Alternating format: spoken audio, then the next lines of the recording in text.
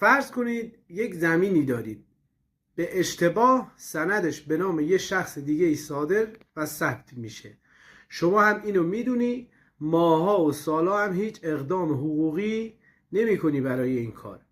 اون شخص هم زمین شما رو میفروشه، چند دست این زمین میچرخه، در نهایت روی اون زمین ساختمونی ساخته میشه.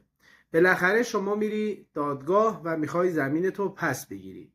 اینجا دادگاه بهت میگه دیر اومدی، آمدی جانم به قربانت، ولی حالا چرا شما دیگه نمیتونید اصل زمینتون رو پس بگیرید، باید برید پول یا معادلش رو از کسی که مقصره مطالبه کنید. یادتون باشه گاهی اوقات در دفاع از حقتون تأخیر نابجا منجر به از دست رفتن اصل مالتون میشه.